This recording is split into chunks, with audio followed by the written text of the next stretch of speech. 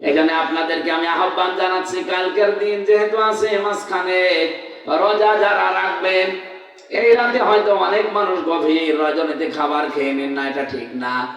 একেবারে সুবহে সাদিক হওয়ার আগ দিয়ে খাবেন। বিশ্বনবী বলেন, আমার উম্মতেরা যতদিন মানে সেহরিটা শেষ সময়ে করবে আর ইফতারিটা একেবারে পয়লা টাইমে করবে, ততদিন তারা আমি আল্লাহর পক্ষ থেকে বরকত পেতে থাকবে। এটা মেয়েদের ভেতরে মেয়ে দেখবেন ইফতারি বানাতে আর হাঁসের আর মুরগির খাবার দিতে দিতে ইফতারি করে, কিন্তু আজান হওয়ার 20 মিনিট পর। আল্লাহ সবচাইতে বেশি ওই জায়গায় একটু নজরটা বেশি দিয়ে রাখেন। মানুষ যখন সারাদিনের ক্ষুধার্ত পিপাসার্ত শরীর নিয়ে ইফতারি নিয়ে বসে থাকে, আল্লাহ যেন ফেরেশতাদেরকে ডাক দিয়ে বলতে, বান্দা দেখ, ও ফেরেশতারা নিষেধ করতে হামসাকে বানাতে, অথচ দেখ সারাদিন না খাওয়া শরীর পিপাসার্ত হয়ে আছে, এরপরও খাবার থাকতেও খেতে চাই না। এই দৃশ্যটা দেখে আমি আল্লাহর এত ভালো লাগে, আমি আজকে এই সিদ্ধান্ত নিয়ে নিলাম, ওরে আমি মাফ করে দিয়েছি। এখানে ইফতারির 5-7 মিনিট 10 মিনিট আগে বসবেন, আল্লাহুম্মা ইন্নাকা আফুউন তুহিব্বুল আফওয়া ফাআফু আন্নি। যদি পারেন এটা মুখস্থ করে রাখেন, একেবারেই না পারলে বলবেন আল্লাহুম্মা গফিরলি। একেবারেই যদি কিছু না পারেন বলবেন আস্তাগফিরুল্লাহ আস্তাগফিরুল্লাহ। এটা বসে বসে পড়বেন। রমজানের একটা বিশেষ আমল আছে, 30 দিনে প্রতি সময় যখনই মনে আসবে পড়বেন লা হাওলা ওয়ালা কুওয়াতা ইল্লা বিল্লাহ। এটা জান্নাতের খাজানচি। সুবহানাল্লাহ বলতে পারবেন? আমি সহ যারা আছি কালকের পর দিন থেকে এটা আমল শুরু হবে। 30 দিন কি বলেন বলেন? নারী পুরুষ আপনার শরীর ভালো থাক আর খারাপ থাক দেখার দরকার নেই, পাক থাকেন না পাক থাকেন কোনো অসুবিধা নেই। যেখানে আছেন, গাড়িতে আছেন, বাড়িতে আছেন, মসজিদে আছেন, বসে আছেন, বলবেন আস্তাগফিরুল্লাহ লা হাওলা ওয়ালা কুওয়াতা ইল্লা বিল্লাহ। যদি পুরাটা পড়তে পারেন ভালো, না হলে অন্তত আংশিক হলেও পড়া লাগবে। লা হাওলা ওয়ালা কুওয়াতা ইল্লা বিল্লাহ। বলেন সুবহানাল্লাহ। তো সব ফরজের বড় ফরজ কোনটা, ওটা আমি আজকে জানাবো। কোরআনে কারীম থেকে আমরা যদি ওটা জানতে পারি, আজকে আমি সহ যারা এসেছি মাস্ট বি ওটা মানা লাগবে। আল্লাহ বলেন কুতিবা আলাইকুমুস সিয়াম, শুধু তোমাদের উপরে না, কামা কুতিবা আলাল্লাযিনা মিন ক্বাবলিকুম, তোমাদের পূর্বে যত জাতি আমি পাঠিয়েছি প্রত্যেকটা জাতির উপরে আমি এই রোজাটা লিখে দিয়েছিলাম। তার মানে অন্যান্য ইবাদত হয়তো সব জাতির উপরে ছিল না। এইদিকে তাকান, গুরুত্বপূর্ণ একটা তথ্য আছে এখানে। 2017 সাল জাপানের একজন বিজ্ঞানী, চিকিৎসা বিজ্ঞানী ইউসা নরি ওসামি, নাম উচ্চারণ করা সাথে কঠিন। এই বিজ্ঞানী গবেষণা চালিয়েছে একাধারে মানব দেহের ভেতরে, পুরা শরীরের ভেতরে গবেষণা চালিয়ে উনি কোষ পেয়েছে 2 কোটি। কত? 2 কোটি কোষ পেয়েছে। চিন্তা করছে কোষগুলোর কাজ কি দেখি। পরবর্তীতে ওনাকে এই তামাম দুনিয়া যে নোবেল প্রাইজ দেয়, উনি একটা নোবেল পেয়েছি ডক্টর ইউনূসের মতো। চিকিৎসা বিজ্ঞানের উপরে নোবেল প্রাইজ এমনি দেয়নি তারে, সে 2 কোটি।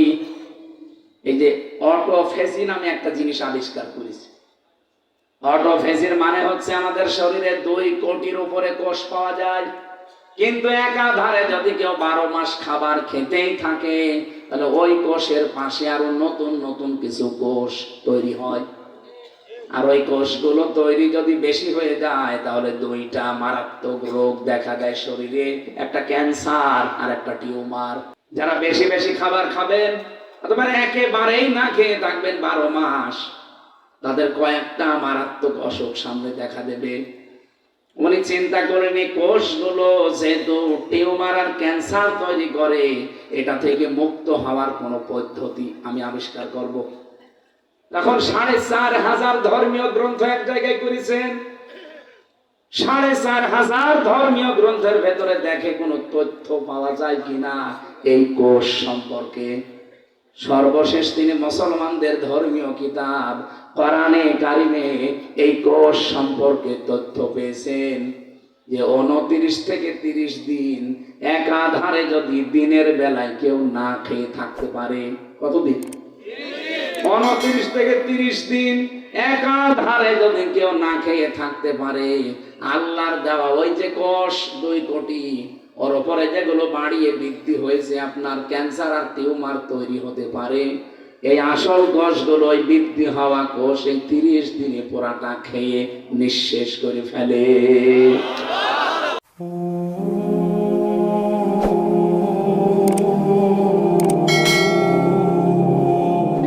সুতরাং একটা গুরুত্বপূর্ণ বিষয় আমরা আজকে আলোচনায় নিয়ে আসবো, ওরা যেন ছড়িয়ে দেয় বিশ্বময়, বলেন আমিন।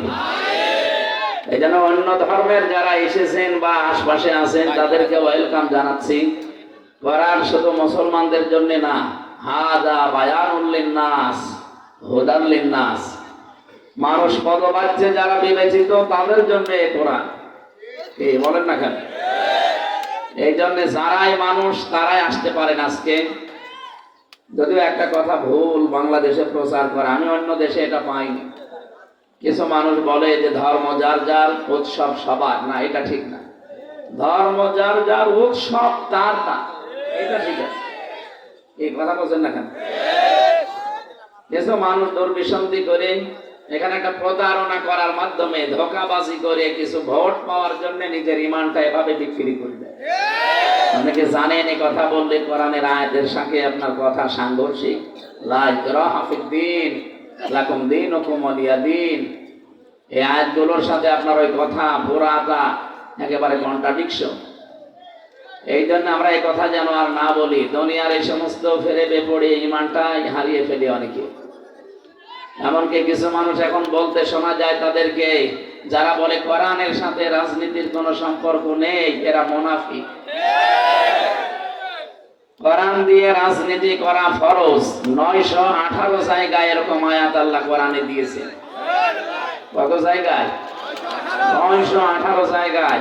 এই আমাদের ধর্মে যে জোর নেই, জবরদস্তি নেই, এটা প্রমাণ কিন্তু এই বাংলাদেশ। কারণ আমরা 96% মুসলমান আর অন্য জাতি মাত্র 4%। যদি জোর থাকতো, জবরদস্তি থাকতো আমাদের ধর্মে, বলেন তো 4% হিন্দু থাকতে পারতো? পিটিয়ে মুসলমান বানিয়ে ফেলতাম না? কিন্তু আমাদের নেই। ফাইন্নামা আলাইকাল বালাগ ওয়া আলাইনাল হিসাব। হে নবী, আপনার দায়িত্ব পৌঁছিয়ে দেওয়া, আর হিসাবের দায়িত্ব কার? বলেন বলেন। আল্লাহ। আমরা সঠিকভাবে তুলে ধরতে চাই। আপনার ইচ্ছা হলে আপনি মানবেন, যদি ইচ্ছা হয় যে না আমি মানতে চাই না, এই কি করে এরা?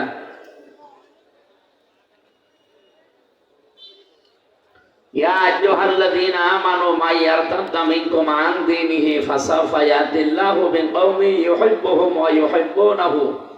আল্লাহ বলেন, ঈমানদারেরা যদি কেউ ইসলাম থেকে, দিন থেকে ফিরে চলে যায়, আমি আল্লাহ কিন্তু অতি শীঘ্রই তাদের উপরে এমন একটা দল তৈরি করে দেব যারা আমাকে ভালোবাসে, আমিও তাদের ভালোবাসি। আমার মনে হয় বাংলাদেশে অনেকে এখন দেখতে পাচ্ছি ধর্মীয় কায়দায়, এমনকি রাজনৈতিক ভাবে, দলীয় ভাবে ইসলাম থেকে অনেকে দূরে চলে যাচ্ছে। ওরা মনে করছে আমরা চলে গেলে ইসলামের মনে হয় 12টা বেজে যাবে, আল্লাহ মনে হয় দুর্বল হয়ে যাবে। আল্লাহকে এরকম? আপনার মতো হারুন আর হারুনের বউ যদি 100টা চলে যায়, ইসলামের ক্ষতি হবে? আল্লাহর সিদ্ধান্ত হচ্ছে ফাসাউফা ইয়াতিল্লাহ, যদি কেউ আমার দিন থেকে ফিরে যায়, অতি শীঘ্রই আমি আল্লাহ এই দেশে ওই জাতির উপরে এমন একটা দল তৈরি করে দেব, ইউহিব্বুহুম, যাদেরকে আমি নিজেই ভালোবাসবো, ওয়া ইউহিব্বুনাহু, তারাও আমাকে ভালোবাসবে। এরকম দল বাংলাদেশে তৈরি হবে না হবে না? কারণ যেভাবে দেশে ধর্মীয় কায়দায়, রাজনৈতিক কায়দায় মানুষ আল্লাহর দিন থেকে, আল্লাহর বিধান থেকে ফিরে চলে যাচ্ছে। চট্টগ্রামে যে কি যেন মাইজ ভান্ডারি নাম আছে, নঈমুদ্দিন না মঈনুদ্দিন মাইজ ভান্ডারি, এই শয়তান যে কথাবার্তা গুলো মানুষের সামনে বলে, কিছু মানুষ বসে শোনেও। ও বলে আল্লাহর ওলির দরবারে মানুষ গাঁজা খেতে আসে পবিত্র হওয়ার জন্য। এই যে এইরকম কথাবার্তা যারা বলে, গাঁজা খাওয়ার জন্য এই দেশে পুলিশ ধরে জেলে দেয়। কোথায় দেয়? অথচ আমরা দেখলাম এই 3 বছরে তো অনেক গাঁজাখোর জেলের ভেতরেও গাঁজার গাছ লাগিয়ে। জেলার একদিন এসে বলছে, "এই তুই গাঁজা পেলি কোথায়, বীজ পেলি কোথায়, তুই গাঁজার গাছ লাগালি?" বলছে, "স্যার আমি কোর্টে গিয়েছিলাম মামলার হাজিরা দিতে, আমারও তো কিছু হিতাকাঙ্ক্ষী বাইরে আছে, তারা আসার সময় গাঁজার পোটলা দিয়েছিল, তো ওইটা তো ধরা পড়ে যাবে মেশিনে, এই জন্য মুখের ভেতরে নিয়েছিলাম, এই বীজগুলো কায়দা করে মুখের ভেতরে এক কোনায় লুকিয়ে রেখেছিলাম, মেশিনে তুলে দিয়েছে কিন্তু ওইটা ধরা পড়ে। আমার মনে হয় মেশিন ওই সময় নষ্ট ছিল। তাছাড়া আমার মাজা একটা তার থাকলেও দেখতে পাই, আর ওর উপর গাঁজার পোটলা দেখতে পেল না, মানে ওইভাবে ঢুকে পড়ার পরে বলছে, আমি ওইটা পানি খাওয়া যে বোতলের মুখ কেটে ফেলে ওর ভেতরে মাটি দিয়ে ওই টব বানিয়ে গাঁজার গাছ লাগিয়েছে আজ 2 মাস আগে। দেখেন স্যার কত বড় হয়েছে। হিন্দু জেলার তো দেবদুলা, আরে শয়তান, গাঁজা খাওয়ার জন্য পুলিশ ধরে তোরে জেলে দিল, আর তোরে এত কঠিন অবস্থায় রাখলাম, তুই এর ভেতরেও গাঁজার গাছ লাগিয়ে দিলি, তোরে তো স্বর্গে পাঠানো লাগবে। কত আর জান্নাত জাহান্নাম বিশ্বাস করে না, বলছে স্বর্গে পাঠানো লাগবে। এই জন্য দিন থেকে কেউ যদি ফিরে যান, আল্লাহ কিন্তু সত্যিই তার সিদ্ধান্ত বাস্তবায়ন করবে। এমন একটা দল বানিয়ে দেবেন, সেই দলকে আল্লাহ নিজেও ভালোবাসবেন, তারাও আল্লাহকে জীবনের চাইতে বেশি ভালোবাসবে। সেই দলে শামিল হওয়া দরকার না? আল্লাহ যদি এরকম একটা দল বাংলাদেশে বানিয়ে দেয়, আল্লাহ যেন আমাদেরকে ওই দলে শামিল করেন, বলেন আমিন। আমার ভাইরা, যেহেতু অন্য ধর্মের যারা এসেছেন তাদেরকে বলছি, কোরআন সবার জন্য উন্মুক্ত এবং ওপেন।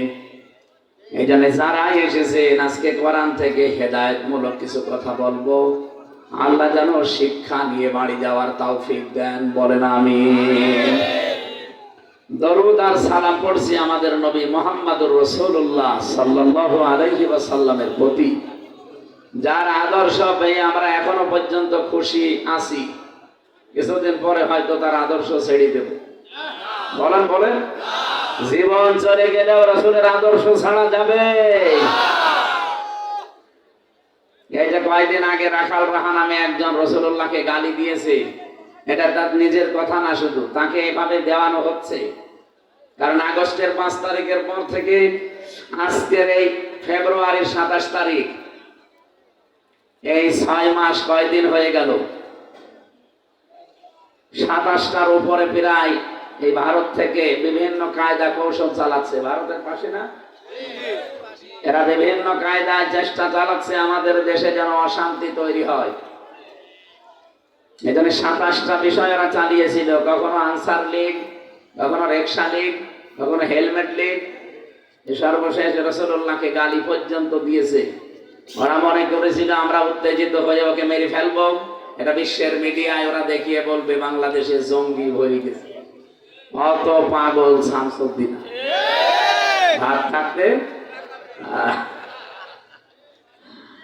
না ভাই, আমরা আর কারো উস্কানিতে পা দিতে চাই না। হ্যাঁ, তবে বলতে চাচ্ছি, আমরা এই অনুষ্ঠান থেকে রাখাল রাহা শুধু না, বাংলাদেশে কেউ যদি কোন নবীকে গালি দেয়, বিশেষ করে আমার নবী মুহাম্মদুর রাসূলুল্লাহকে, একই কথা, তার ফাঁসি দেওয়া লাগবে। যদি তাম দুনিয়া একদিকে হয়ে যায়, যাক, আমরা তার ফাঁসি, আমরা তার ফাঁসি। আগামীতে কেউ যদি দুঃসাহস করে, কোনো বিচার নেই, একবারে রায় দিয়ে দেবেন, তার ফাঁসি দেওয়া লাগবে। আপনি আমারে গালি দেন, আমার বাবারে গালি দেন, আমার দাদারে গালি দেন, হ্যাঁ আমার দাদারে গালি দিলে অসুবিধা নেই, কারণ ও আওয়ামী লীগ দেন, ওরে গালি দেন, দরকার আপনারা আমি আরো টাকা দেব, কিন্তু নবীজিকে গালি দেওয়া যাবে? বিশ্ব নবীর উম্মত হওয়া ছাড়া, তার সুপারিশ, তার সিগনেচার ছাড়া যত ইবাদতই করে জান্নাত যেতে পারবে না। সুতরাং দল মত এখানে আর দেখলে হবে না। কি রাজনৈতিক ভাবে বিভিন্ন দলে আমরা করি, হয়তো ভোট মোট দেই, এদিকে তাকান, রাসূলুল্লাহ আমাদের সবার জন্য না, কারণ জান্নাত যেহেতু যাওয়া লাগবে নাকি, এখান থেকে এই আপনাদের বারবার থামাতে গেলে তো আমি আলোচনা ভুলে যাবো। এখানে কথা বলেন কেন? বাড়ি চলে যান, যান। নিজেও শোনে না, খালি ডিস্টার্ব করে। এই যে ওই মাঝখানের এটা কি খুলে ফেলা যায় না? এটা পেছনে মানুষ আছে।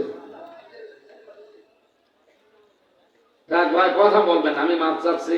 এই ঝামেলা হলে কিন্তু আমি মনোযোগ করে দেবো।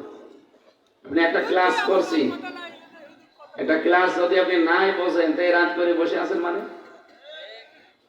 ডিস্টার্ব করা যাবে না, একবারে নিস্তব্ধ হয়ে যান। এখান থেকে মহেশপুর না গেলে জীবনে একটা মানুষ এই যাদবপুর থেকে মহেশপুর বাজারে কোনোদিন যায়নি, তার বিশাল ক্ষতি হয়ে গেছে। বলেন, মহেশপুর বাজারে যাওয়া যত জরুরি, জান্নাতে যাওয়া ওই রকম জরুরি। অবশ্য ঠিক। মহেশপুর বাজারে না গেলে কি আছে ক্ষতি? কোনো ক্ষতি আছে?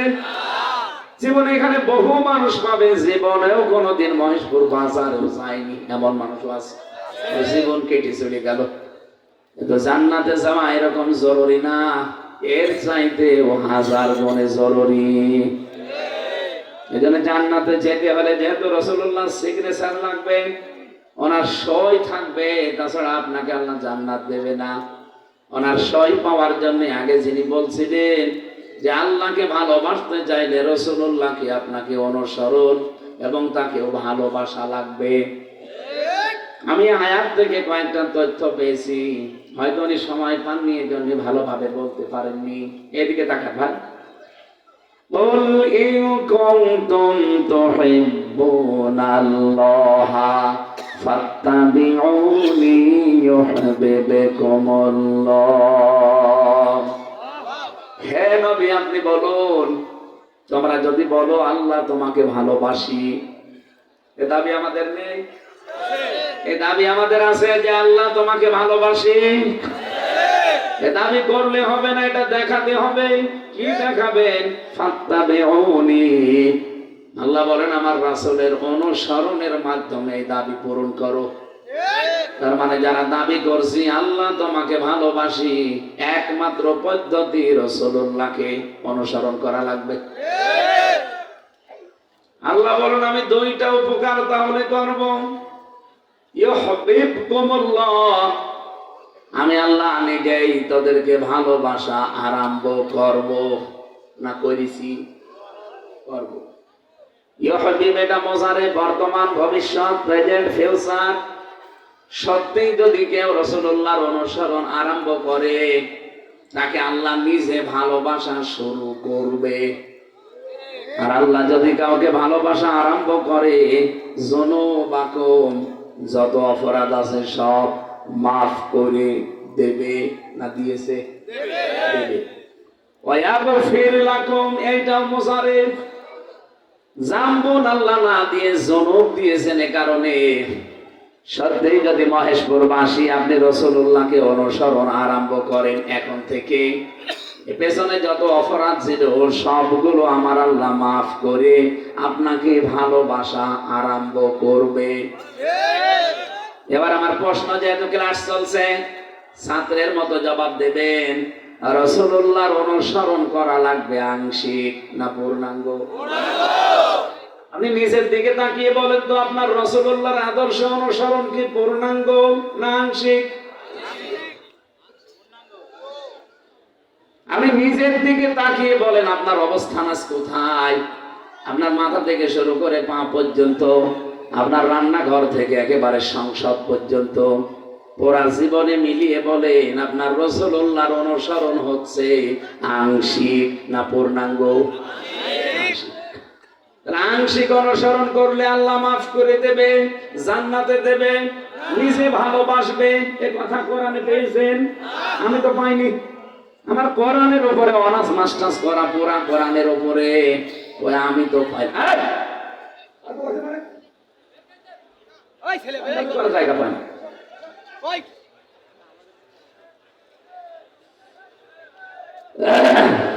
এই কথা বলা যাবে না, এই জন্য এই মাহফিল গুলো ঝামেলা।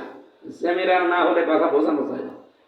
কত গুরুত্বপূর্ণ মানুষ বসে আছেন আপনি জানেন? তার কথা বোঝার চেষ্টা করছে। কোরআনের একটা আয়াত কেউ যদি চেষ্টা চালায় বোঝার, ও যদি নাও মানতে পারে, তাও 500 রাকাত নফল নামাজের সওয়াব। যারা গল্প করছে ওরা মর্ম মানেই বোঝে না। একটু চেষ্টা করেন তো ভাই। আইছে নাই ভেতরে কি এখন বলা যাবে না ভাই, একটু পরে, আগে আমার আলোচনা শেষ হোক, এরপরে বাদাম বেছে।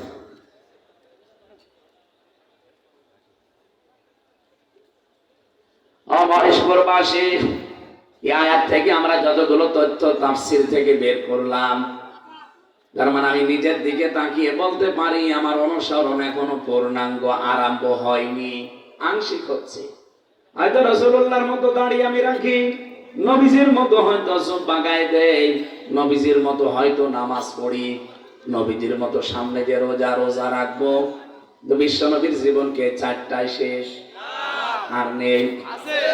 উনি জন্ম থেকে শুরু করে একেবারে মৃত্যু পর্যন্ত 63 বছরে যা করেছে, বিশেষ করে 40 থেকে 63 নবুয়তের এই 23 বছরের জিন্দেগি 1 সেকেন্ড আপনি বাদ দিতে পারবেন না। এই কথা বলেন না? আয়াতের শেষে কয়টা কথা পেলাম বলেন তো? 3টা। কেউ যদি সত্যি রাসূলুল্লাহকে অনুসরণ আরম্ভ করে দেয়, 1 নাম্বার আল্লাহ বলেন আমি নিজে তাকে ভালোবাসা শুরু করে দেব। তাকে ভালোবেসেছি তা না, বাসবো। আমি দেখতে চাই অনুসরণ আরম্ভ করেছে কিনা। আপনি আংশিক অনুসরণ করলে আল্লাহ আপনাকে ভালোবাসা আরম্ভ করবে? বলেন বলেন। আপনার অনুসরণ হওয়া লাগবে পূর্ণাঙ্গ। এই পৃথিবীতে বহু মানুষ রাসূলুল্লাহকে ভালোবেসেছে, আল্লাহর নবীর অনুসরণও করেছে, কিন্তু আংশিক। এই জন্য তাদের ভালোবাসার কারণে আল্লাহ তাদের ভালোবাসেননি, মাফ করেননি, জান্নাতেও দেবেন না। এমন হাজারো মানুষ আমি পেয়েছি। তার ভেতরে 1 নম্বরে নবীর চাচা আবু লাহাব আর আবু তালেব। এই 2 জন চাচা এত বেশি ভালোবেসেছিল রাসূলুল্লাহকে, নিজের বাড়ির কাজের লোক পর্যন্ত বলেছিল জাহান্নামে আজাদ করে দিলাম, মুক্ত করে দিলাম। আর আবু তালিব তো নিজের সন্তান হযরতে আলীকে রাতের বেলা কাছে রাখতো না, মুহাম্মদুর রাসূলুল্লাহকে নিজের বেডের উপরে রেখে ছোটকাল থেকে মানুষ করেছে। বিশ্বনবী যতদিন তার চাচা বেঁচে ছিলেন, 1টা সেকেন্ডের জন্য কোনোদিন চিন্তা করেন নাই। এত বেশি আগলিয়ে রাখতেন। অথচ এই লোকটার অনুসরণ ছিল না রাসূলুল্লাহ, আর ভালোবাসা ছিল। আবু লাহাবের ভালোবাসা পেয়েছি জীবনে, কিন্তু রাসূলুল্লাহর অনুসরণ আমি পাইনি। এই জন্য এই 2 চাচাকে আল্লাহ নিজে ভালোবাসেননি, মাফ করেননি, আর জান্নাতে তো দেবেনই না। এ পর্যন্ত বুঝেছেন? এবার রাসূলুল্লাহর আপন চাচার সাথে আপনি নিজের মিলান। আপনিও ভালোবাসেন রাসূলকে, আমি জানি। রবিউল আউয়াল আসলে আপনি মিলাদ পড়বেন, জিলাপি খাবেন, খিচুড়ি খাবেন, আমিও জানি। কি করবেন না এটা? না, আপনার যেমন দাড়ি বড় বড়, আবু তালেবেরও দাড়ি এত বড় ছিল। ওর জীবনী পড়ে দেখেন, পুরাটা ওর শরীরের স্ট্রাকচার দেওয়া আছে। আবু তালেবেরও দাড়ি কিন্তু রাসূলুল্লাহর মতো বড় ছিল। আবু তালেবেরও জামা রাসূলুল্লাহর মতো জুব্বা ছিল বড়। আবু তালেবের মাথায় পাগড়ি থাকতো সব সময়, কারণ ওই দেশের জাতীয় পোশাক ওইটা। অথচ লোকটা রাসূলুল্লাহকে অনুসরণ না করার কারণে কিয়ামতের দিন হাদিস এটা, তার পায়ের নিচে আল্লাহ জাহান্নামের 2টা জুতা পরিয়ে দেবে। এই জুতার কারণে তার মাথার মগজ পর্যন্ত টকবক করে পড়তে থাকবে। এটা কিছুক্ষণ আগে আমি যেটা পড়লাম, বালাগাল উলা বিকামালিহি, এই কবিতাটা, এটা কিন্তু হাদিসও না, কোরআনও না, দরুদও না, এটা একটা কবিতা। কি হযরত শেখ সাদী লিখেছিলেন এইটা। অথচ শেখ সাদী 120 বছর দুনিয়ায় বেঁচে ছিলেন। কত কবিতা, কত বই তিনি লিখেছেন, দোলিস্তা বস্তা। হঠাৎ এটা লিখতে লিখতে 3 লাইন লিখে তার কলম আর চলে না, তার মানে মনে আসে না।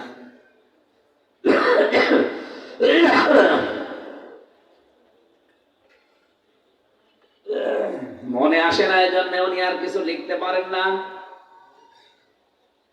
চিন্তা করলেন জীবনে কোনোদিন আমার কলম থেমে যায়নি, আমি যা লিখতে চেয়েছি লিখে শেষ করে উঠেছি। আজকে কি এমন লিখতে গেলাম যে 3 লাইন পরে আমার আর কিছু মনে আসে না।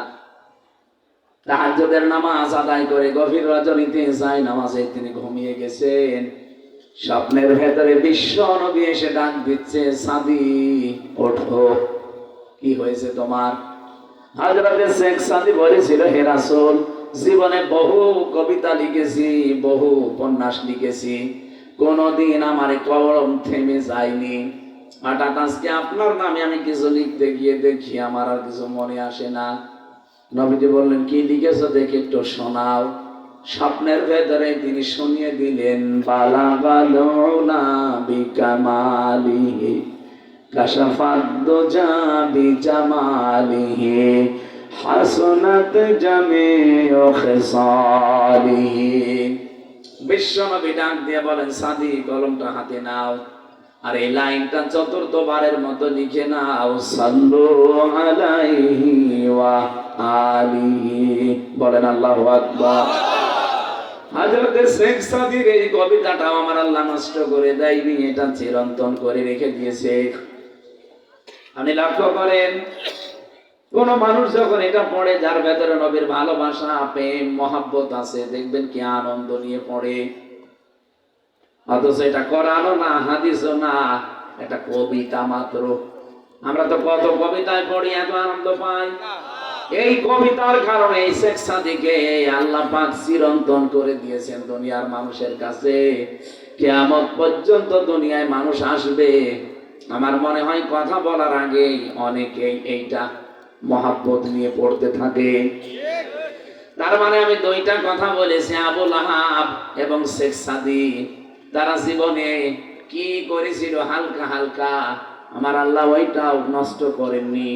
এই জন্য নবীজির জন্য যে যা করবে আল্লাহ ওইটা নষ্ট করে না, তুলে রাখে, হয় দুনিয়ায় দিয়ে দেয়, না আখিরাতে আল্লাহ ভরপুর করে দান করবে। তাহলে আমাদেরকে বিবেকে নাড়া দিচ্ছে না যে রাসূলুল্লাহর সুপারিশ ছাড়া, তার সিগনেচার ছাড়া কেউ যখন জান্নাত পাবে না, তাহলে তার অনুসরণ এখন থেকে আরম্ভ করা দরকার, আংশিক না পূর্ণাঙ্গ। আপনার মাথা থেকে পা পর্যন্ত মিলান, কয়টা সুন্নাত আপনি মানেন? ওনার জীবনের 23টা বছরে যা যা করেছে আপনি কয়টা মানতে পারেন? আমরা যখন পূর্ণাঙ্গ কথাগুলো তুলে ধরি, তখন কিছু মানুষের মন খারাপ হয়ে যায়, বলে না এটা রাজনীতি। আরে ভাই, এটা যদি রাসূলুল্লাহর জীবনে থাকে, যে আপনার কাছে রাজনীতি মনে হয় কোন কারণে?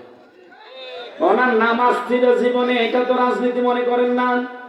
উনি রোজা রেখেছিলেন 1 মাস, কোনদিন তো আপনি রাজনীতি বলেন না যে রোজা রাখা রাজনীতি বলেছেন? বলেছেন কোনদিন যে নামাজ পড়াও রাজনীতি? এইটা যদি নামাজ পড়া রোজা রাখা রাজনীতি মনে না হয়, উনি যে 10 বছর এই কোরআন দিয়ে রাষ্ট্র চালিয়েছিলেন, এইটা আপনার কাছে রাজনীতি মনে হয়, আপনি কি পাগল না ধান্দাবাজ? বলেন। এরকম ধান্দাবাজ আজ দিন দিন বের হচ্ছে। ওরা মনে করছে একটা দলকে আমরা গালি দিলেই মনে হয় ওই দলটা শেষ হয়ে যাবে। ওদেরকে গালি দিয়ে আমরা মানুষকে বোঝাবো যে আমরা ইসলাম নেই, মানি না। আপনি ওকে গালি দিয়ে কি করবেন? ইসলামের মালিক কি ও নাকি? ইসলামের মালিক হামজা কে? নবীজিও ইসলামের মালিক না, নবী ইসলামের খাদেম। এই কথা বলেন না কেন? নবীজিকে মালিক, নবীজি খাদেম ছিলেন ইসলামের। মালিক শুধুমাত্র কেবলমাত্র একমাত্র একজন ইসলামের, তিনি আমার আল্লাহ। বলেন, আমি ইসলাম পাঠিয়েছি, আমার ইসলাম থেকে মাইয়ার তাদ্দা বাবে ইফতিআল ইরতিদাদ, এ শব্দের বাংলা অর্থ হচ্ছে হক থেকে বাতিলের দিকে যারা ফিরে যায়। আর এটা আমি বাংলাদেশে এখন বেশি দেখতে পাচ্ছি। ইসলামের নাম নিয়ে অনেকে আজ ইসলামে ভাবে, ইসলামী কায়দায় কত মানুষ আল্লাহর আসল দিন থেকে নকল দিনের দিকে ফিরে চলে যাচ্ছে। দেখেন বিভিন্ন দরবার কেন্দ্রিক যে ইসলাম গুলো, আসল ইসলামের খবর নেই সেখানে। আরে মরণের পরে আপনাকে যে প্রশ্ন করা হবে ওইগুলো সেখানে শেখানো হয় না। আন্দাজে বানিয়ে তারা ইসলাম নিয়ে মানুষের ভেতরে একটা বিভ্রান্ত তৈরি করে দেয়। মরণের পরে আপনার সিলেবাস থাকবে মার রব্বুকা, তোমার রবকে, অমা দিনুকা, তোমার দিন কি, অমান নবিয়ুকা, তোমার নবীকে। এই তিনটা থাকবে না? বলেন বলেন, আপনি এই তিনটা প্রশ্নের জবাব ঠিক করেন। ও ঝিনাইদহবাসী, আমি আমার ইমান থেকে বলছি, খুব ভালো করে খেয়াল করেন। হয়তো আপনি আর 50 বছর পরে এখানে থাকবেন না, আমিও মনে হয় থাকবো না। কারণ এখন আমার 33 বছর, 50 বছর পরে তো 83 বছর হয়ে যাবে। আর এতদিনে দেশে হায়াত পাওয়া যায় না। মানুষ এখন 60-70 বছর বয়সে পটল তুলছে কি?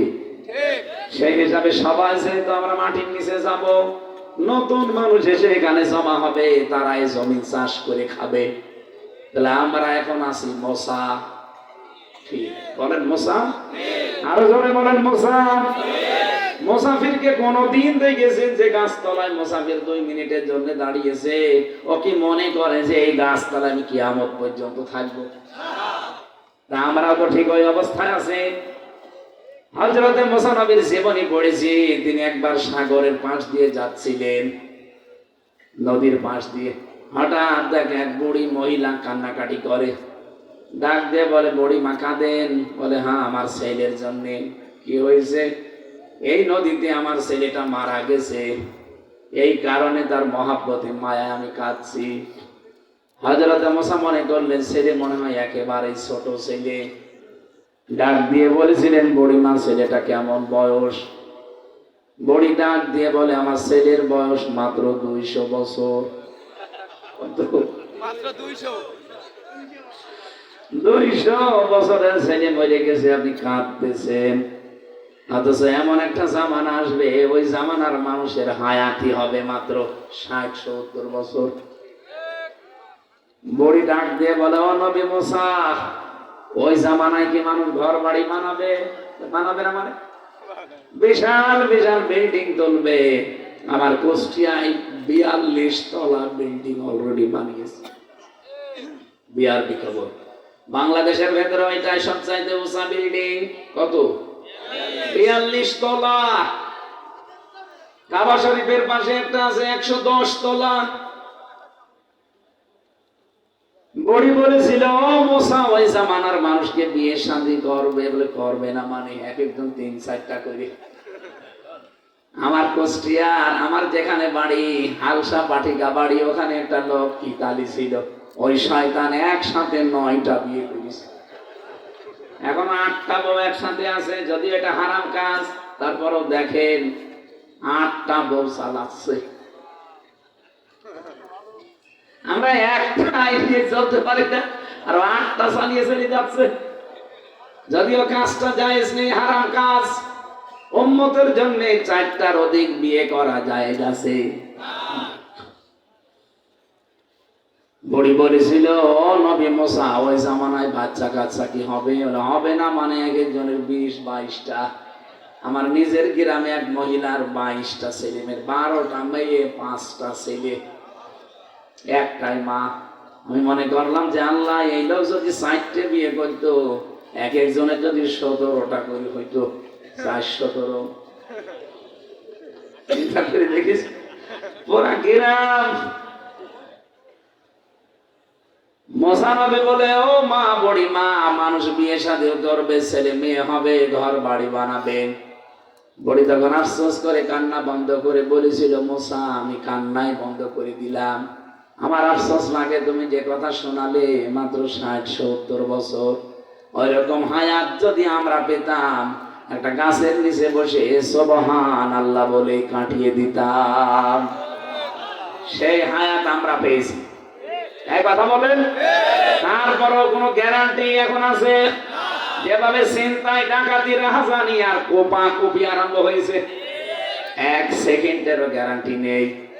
কি অবস্থা আরম্ভ হয়ে গেল বাংলাদেশে। এখানে স্বরাষ্ট্র উপদেষ্টা খুব খেপে গেছে। উনি গত পরশুদিন ঘোষণা দিয়েছে, যদি সাদাবাজ, কোন ছিনতাইকারী, কোন ডাকাত, কোন চোর যদি ধরা পড়ে, ও আর মামলা দেওয়ার দরকার নেই, পিটিয়ে জায়গায় মেরে থাকবে। মানে যা আরম্ভ হয়েছে, এইটা ছাড়া এখন আর সম্ভব না। কি কথা বলেন না কেন? এগুলো কিন্তু করছে সব ওই সালেমরা আর সালেমের দোসররা বিভিন্ন রূপ নিয়ে এসে। ওরা তো সরাসরি এখন আর পরিচয় দিতে পারে না যে আমি অমুক এর অমুক। আমার বংশের যারা ছিল বললাম না 100 জনের 98 জন আওয়ামী লীগ, আমার দাদা নিজেও। এখন যে আমি বলবো এই জন্য বললাম দাদারে গালি দিয়ে আমি টাকা দেব। ওরা এখন সব মনে আছে আল্লাহর ওলি হয়ে গেছে।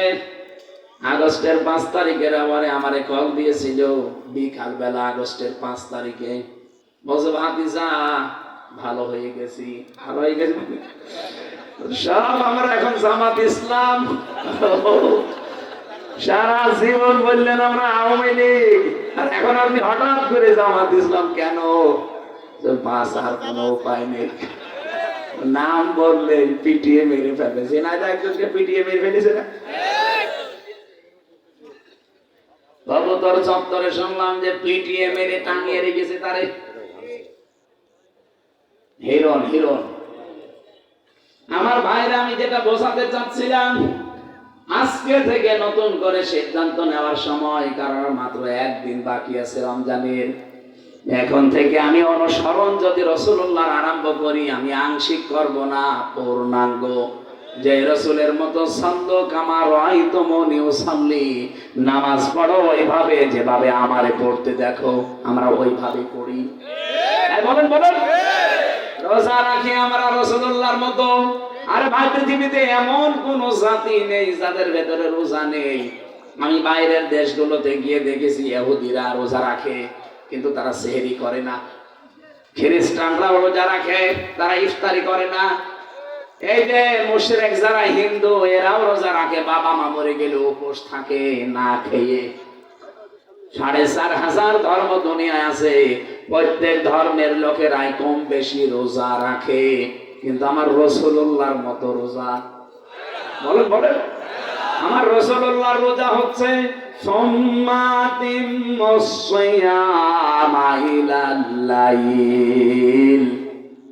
রাত থেকে সন্ধ্যা পর্যন্ত রোজাটা পূর্ণ করা লাগবে। এখানে আপনাদেরকে আমি আহ্বান জানাচ্ছি, কালকের দিন যেহেতু আছে মাঝখানে, রোজা যারা রাখবেন, এই রাতে হয়তো অনেক মানুষ গভীর রজনীতে খাবার খেয়ে নিন না, এটা ঠিক না। একেবারে সুবহে সাদিক হওয়ার আগ দিয়ে খাবেন। এখন তো ক্যালেন্ডার পাওয়া যায়, যদি আমার মনে হয় 5টা 10-এ মনে হয় শেষ হয়ে যাচ্ছে। যদি 5টা 5-এ শেষ হয়, আপনি 5টা 4-এ শেষ করে দেবেন খাবার দাবার। আমরা রাত 2টার সময় খেয়ে বসে আছেন না, অত দরবেশগিরি আপনার দেখানোর দরকার নেই। বিশ্বনবী বলেন, আমার উম্মতেরা যতদিন মানে সেহরিটা শেষ সময়ে করবে আর ইফতারিটা একেবারে পয়লা টাইমে করবে, ততদিন তারা আমি আল্লাহর পক্ষ থেকে বরকত পেতে থাকবে। এটা মেয়েদের ভেতরে মেয়ে দেখবেন ইফতারি বানাতে আর হাঁসের আর মুরগির খাবার দিতে দিতে ইফতারি করে, কিন্তু আজান হওয়ার 20 মিনিট পর। আপনার এত দরবেশগিরি দেখানোর দরকার কি? বাদ দেন সব, আগে অন্তত আগে ইফতারিটা শেষ করেন, কারণ ইফতারি এটা ইবাদত। এটা কি ইবাদত? নবীজি বলেন, যারা ইফতারি মানুষকে করাবে, কোন মানুষ যদি সামর্থ্য অনুযায়ী ইফতারি করাতে পারে, ও রোজা রেখে যে সওয়াব পেয়েছে, ইফতারি করিয়ে সেই সওয়াব পাবেন। আমার বাবাকে বলেছি, যদি সামর্থ্য আপনার থাকে আপনি প্রতিদিন চালান ইফতারি, কারণ রোজা রেখে কবুল হবে কিনা গ্যারান্টি নেই। কিন্তু ইফতারি যদি আমরা করাতে পারি, নবীজির হাদিস কোনদিন মিথ্যা না, যে কবুল হওয়া রোজার সওয়াব আল্লাহ আমারে দিয়ে দেবে। কিছুই যদি না থাকে, অন্তত একটা খেজুর আর 1 গ্লাস পানি দিয়েও যদি করান তাও হবে। এই ট্র্যাডিশনটা আমাদের ভেতরে নেই। বাইরের দেশগুলো, যেগুলো মুসলিম দেশ, এই দেশগুলোতে ঘুরতে গিয়েছিলাম। এই দেশগুলোতে রোজার মাসে ঘুরতে গিয়ে দেখলাম আল্লাহ তাদের কি আগ্রহ। রাস্তা থেকে ডেকে এনে বসিয়ে বসে, ভাই ইফতারি করেন। তার মানে ওর জীবনে বিশ্বাস হয়েছে, আমার রোজা যদি কবুল নাও হয়, কিন্তু ইফতারি করালে পূর্ণ রোজার সওয়াব আমি পেয়ে যাব। ইফতারি কি শুধু একটা অনুষ্ঠান না, ইবাদত? বলেন বলেন। চাইতে বেশি ওই জায়গায় একটু নজরটা বেশি দিয়ে রাখেন। মানুষ যখন সারাদিনের ক্ষুধার্ত পিপাসার্ত শরীর নিয়ে ইফতারি নিয়ে বসে থাকে, আল্লাহ যেন ফেরেশতাদেরকে ডাক দিয়ে বলতে, বান্দা দেখ, ও ফেরেশতারা নিষেধ করতে হামসাকে বানাতে, অথচ দেখ সারাদিন না খাওয়া শরীর পিপাসার্ত হয়ে আছে, এরপরও খাবার থাকতেও খেতে চাই না। এই দৃশ্যটা দেখে আমি আল্লাহর এত ভালো লাগে, আমি আজকে এই সিদ্ধান্ত নিয়ে নিলাম, ওরে আমি মাফ করে দিয়েছি। এখানে ইফতারির 5-7 মিনিট 10 মিনিট আগে বসবেন, আল্লাহুম্মা ইন্নাকা আফুউন তুহিব্বুল আফওয়া ফাআফু আন্নি। যদি পারেন এটা মুখস্থ করে রাখেন, একেবারেই না পারলে বলবেন আল্লাহুম্মা গফিরলি। একেবারেই যদি কিছু না পারেন বলবেন আস্তাগফিরুল্লাহ আস্তাগফিরুল্লাহ। এটা বসে বসে পড়বেন। রমজানের একটা বিশেষ আমল আছে, 30 দিনে প্রতি সময় যখনই মনে আসবে পড়বেন লা হাওলা ওয়ালা কুওয়াতা ইল্লা বিল্লাহ। এটা জান্নাতের খাজানচি। সুবহানাল্লাহ বলতে পারবেন? আমি সহ যারা আছি কালকের পরদিন থেকে এটা আমল শুরু হবে। 30 দিন কি বলেন বলেন?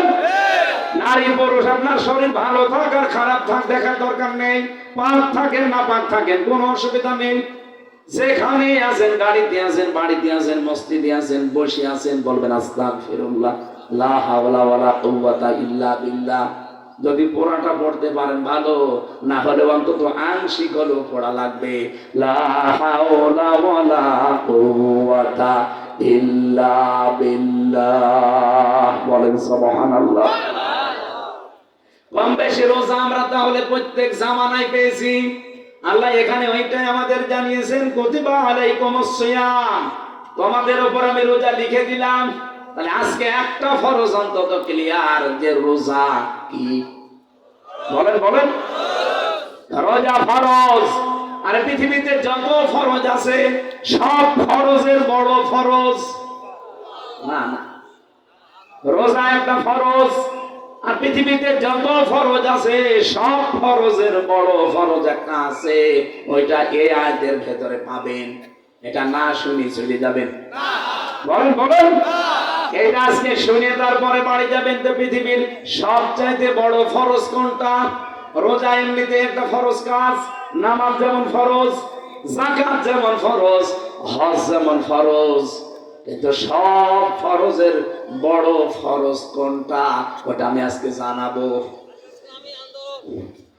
কোরআনে কারীম থেকে আমরা যদি ওটা জানতে পারি, আজকে আমি সহ যারা এসেছি মাস্ট বি ওটা মানা লাগবে। আল্লাহ বলেন কুতিবা আলাইকুমুস সিয়াম, শুধু তোমাদের উপরে না, কামা কুতিবা আলাল্লাযিনা মিন ক্বাবলিকুম, তোমাদের পূর্বে যত জাতি আমি পাঠিয়েছি প্রত্যেকটা জাতির উপরে আমি এই রোজাটা লিখে দিয়েছিলাম। তার মানে অন্যান্য ইবাদত হয়তো সব জাতির উপরে ছিল না। এই বুঝতেছেন কথা? হজ হয়তো সব জাতির উপরে ছিল না ফরজ, যাকাত হয়তো সব জাতির উপরে ছিল না ফরজ, কিন্তু রোজাটা তামাম পৃথিবীতে যত মানুষ পাঠিয়েছে আল্লাহ প্রত্যেকটি জামানায় নবীদের উম্মতের উপরে ফরজ ছিল। বিশ্ব নবীকে আল্লাহ মেরাজে নিয়ে 50 ওয়াক্ত নামাজ আর 6 মাস দিয়েছিলেন রোজা। কয় মাস? 6 মাস। প্রতিমধ্যে হযরতে মুসার সাথে বারবার দেখা হয়েছিল। তিনি বলেছিলেন, হে আল্লাহর নবী মুহাম্মদুর রাসূলুল্লাহ, আপনি আমার চাইতে অনেক মর্যাদাবান, কিন্তু আপনার চাইতে আমার অভিজ্ঞতা বেশি আছে, আপনার চাইতে আমি দুনিয়ায় আগে গিয়েছি। আপনার উম্মত তো দুর্বল, আমার উম্মত কত শক্তিশালী ছিল, হাজার হাজার বছর তাদের হায়াত ছিল, কিন্তু তাদের মাত্র একটা রোজা ছিল বছরে। কয়টা? একটা রোজা ছিল মাত্র, আর 1 ওয়াক্ত নামাজ ছিল, তাই তারা পড়তো না, সময় পেত না। আর আপনি 6 মাস রোজা দিয়েছে, 50 ওয়াক্ত নামাজ দিয়েছে, আর আপনি আনন্দে লাফান। যান তাড়াতাড়ি করে কমে নিয়ে আসেন। উনি 9 বার গিয়েছে আল্লাহর কাছে, প্রতিবার আল্লাহ 5 ওয়াক্ত করে কমিয়েছে। 5 নং 45 ওয়াক্ত শেষ। 6 মাসের ভেতরে রোজা কমাতে কমাতে মাত্র আর 1 মাস আছে। মুসা নবী বললেন, আপনি আবার যান, দেখেন আর একটু কমে কিনা। মুহাম্মদ রাসূলুল্লাহ বলেন, ভাই মুসা আমার লজ্জা করছে, বারবার আল্লাহ আমাকে দিতে চায়, আর আপনি বলেন কমান কমান, আমি আর পারবো না। কোন মুখ নিয়ে যে বলবো যে আল্লাহ আরো কমিয়ে দাও, যা দিয়েছে ওইভাবে আমার উম্মত মানবে। আল্লাহ রাব্বুল আলামিন ফেরেশতা জিবরাইলকে বললেন, যান শুনিয়ে দেন, আমি কিন্তু 50 ওয়াক্ত নামাজ আর 6 মাস রোজা লিখে দিয়েছিলাম, আমার লিখিত জিনিসের কোনো পরিবর্তন আরো জোরে বলেন। আল্লাহ একবার যেটা রায় দিয়ে দেয়, ওই রায় কিয়ামত পর্যন্ত কোনো রদ বদল। কিন্তু বাংলাদেশে যে রায় হয় এটা রদ বদল নেই। এই যে এটিএম আজহারুল, তার রায় দিয়েছিল হাসিনা, যে রায় গত পরশুদিন সে রায় উল্টিয়ে গেছে। আমার মনে হয় সালাউদ্দিন কাদের চৌধুরী যদি বেঁচে থাকতেন, তাকে যদি ফাঁসি দেওয়া না হয়তো তিনিও এতদিন বাইরের মুক্ত জীবনে আসতে পারতেন। কারণ যে রায়গুলো দিয়েছিল, রায় সব ওই হাসিনার মন মতো, বিচার ব্যবস্থা মন মতো ওদের বানানো, ওদের বিচারপতিও বানানো, প্রসিকিউটর বানানো, সাক্ষীও বানানো। কারণ সাক্ষীগুলো এমন যারা 6 মাইল দূর থেকে দেখে বলছে, আমি 6 মাইল দূর থেকে দেখেছি, আমি এই প্যান্ডেলের শেষ পর্যন্ত দেখতে পাচ্ছি না, আর সে নাকি 6 মাইল দূর থেকে দেখে সাক্ষী দিয়েছে। তার মানে এটাতে পুরা বানোয়াট। এই কারণে এখন যিনি প্রধান বিচারপতি আছে, আজহারুল ইসলামের রায় আবার তুলেছিল, উনি বলেছে ওটা আগেরটা বাতিল, নতুন করে আবার শুনানির দিন ধার্য হয়েছে। আগে বলতে হবেই না, এখন বলছে হবে। তার মানে আগের পুরা বিচার বাতিল।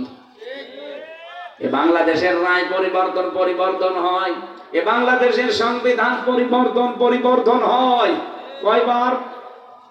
17 বার। কয়বার? বাংলাদেশের সংবিধান 17 বার পরিবর্তন হয়েছে 54 বছরে। অথচ আল্লাহ কোরআনে কারিমে যে সংবিধান দিয়েছেন 17 বার না, কিয়ামত পর্যন্ত একবারও কোনো পরিবর্তন হবে না। ফাতাম্মাত কালিমাতু রাব্বিকা সিদকাও ওয়া আদলা লা মুবাদদিলা লিকালিমাতি। সূরা নাম 8 নাম্বার বরাবর প্রথম নাম্বার পৃষ্ঠা 10 নাম্বার লাইনে 115 নাম্বার আয়াতে আছে, প্রথম অংশে পাবেন। আল্লাহ বলেন, কোরআনে আমি যা দিয়েছি কিয়ামত পর্যন্ত এটা সত্য। 2 নাম্বার, এটা ন্যায় বিচার ইনসাফ পূর্ণ কথা দিয়ে পরিপূর্ণ। 3 নাম্বারে কিয়ামতে কোনদিন আমার কোরআনের একটা অক্ষর রদ বদল হবে না। আমরা যদি বাংলাদেশে কোরআনের আইন, এটা যদি সংবিধান বানাতে পারতাম 54 বছর আগে, বিনা কারণে যাদেরকে আমরা ফাঁসি দিয়ে মেরে ফেলেছি, এগুলো ফাঁসি দেওয়া লাগতো না। কোরআনের পাখি সত্যি বলেন তো, মন থেকে আজকে যদি বেঁচে থাকতেন, সেই মানুষটাকে যে ধর্ষণ মামলা দিয়েছিল সর্বশেষ,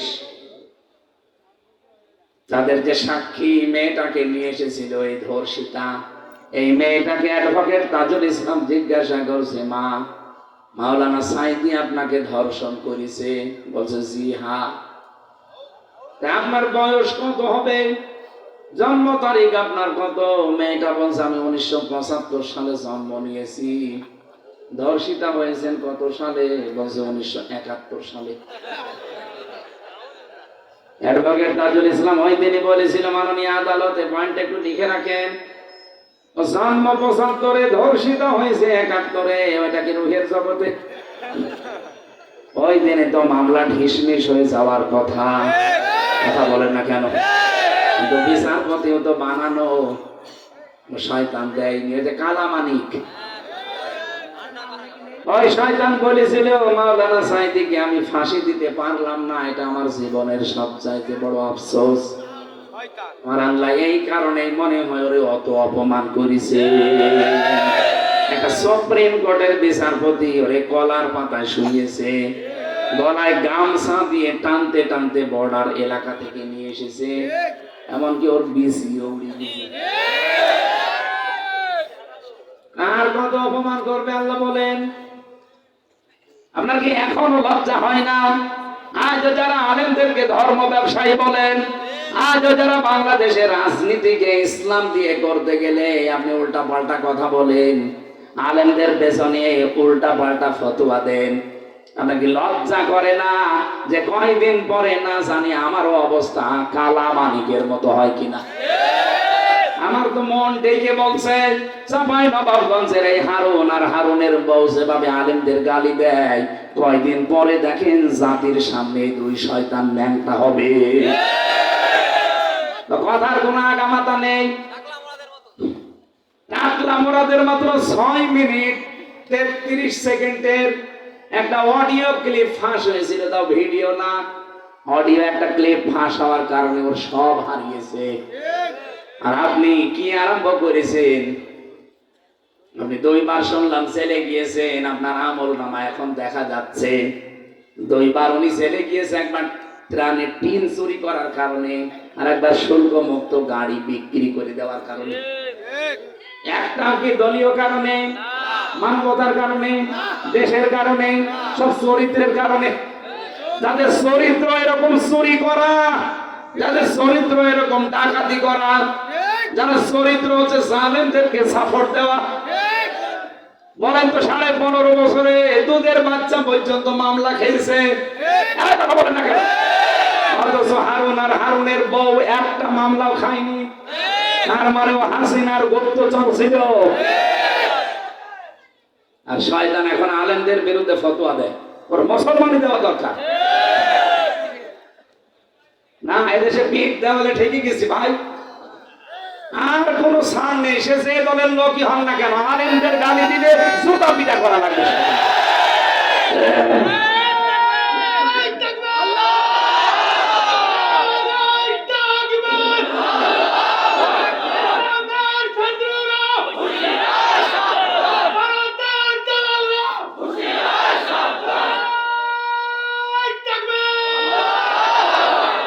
ভারতের দালাল বলার দরকার নেই, কারণ সামনে তো সাকারামে চলে আসে। আসুক চাঁপাই নবাবগঞ্জের বর্ডার এলাকায় এই গরুর মদ খাওয়া পার্টি, গরুর প্রসাদ খাওয়া এই জাতি, ওরা বলেছিল আমরা এই চাঁপাই নবাবগঞ্জের এই জমিগুলো দখল করে নেব।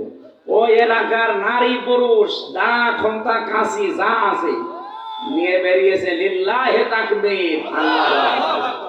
ওরা বলছে দরকার নেই, পালিয়ে গেছে। এই এলাকায় যদি এরকম কিছু করতে আসে শুধু তাকবীর দেবেন একবার, কারণ আমার ভারতের কোনো প্রদেশ তো বাকি নেই, সব জায়গা আমি করেছি। এই গরুর মদ খাওয়া পার্টিদের সবচাইতে বেশি ভয় মরণে। ওরা এত ভয় পায় মরণকে, আমাদের মরণের ভয় দেখিয়েছিল যে না খাইয়ে মারবে। অথচ আমাদের ব্যবসা যখন পাকিস্তানের সাথে, তুরস্কের সাথে, চীনের সাথে, ওরা তখন না খেয়ে মরতেছে। ওদের আলু, ওদের পেঁয়াজ সব বর্ডারে পৌঁছতেছিল না, তখন বলছে আমরা বিনা 40% ছাড়ে আপনাদের চিকিৎসা দেব, আসেন দাদারা। কোরআনে কারিমে জানিয়েছে ওয়ালা তাজিদান্নাহুম আহরাসান নাসি আলা হায়াতি ওয়া মিনাল্লাযিনা আশরাকু। এই পৃথিবীতে সবচাইতে বেশি জীবনকে ভালোবাসে মুশরিকরা। কারা? বলেন বলেন। ইয়াওয়াদু আহাদুহুম লাউ ইয়াম্মারু আলফা সানা। হে নবী, ওদেরকে যদি বলেন তোমাদের 1000 বছর হায়াত, ওরা বলবে আলহামদুলিল্লাহ আমরা আরো বাঁচতে চাই। তার মানে বেশি দিন বেঁচে থাকার আকাঙ্ক্ষা মুশরিকদের। এজন্য ওদের যদি একবার মরণের ভয় দেখাতে পারেন, আপনাকে বাপ না দাদা বলবে। আমি নিজে তো দেখেছি ওদের কাছে থেকে। আর ওরা আমাদের ভয় দেখায় যে জাতির বছরে 1 মাস না খেয়ে থাকা ফরজ। এই কথা বলে না কেন? কালকের দিন পর থেকে 1 মাস না খেয়ে থাকা কি? আরো জোরে বলেন কি? কেন? 2017 সাল, এদিকে তাকান, এই ছেলে বসো।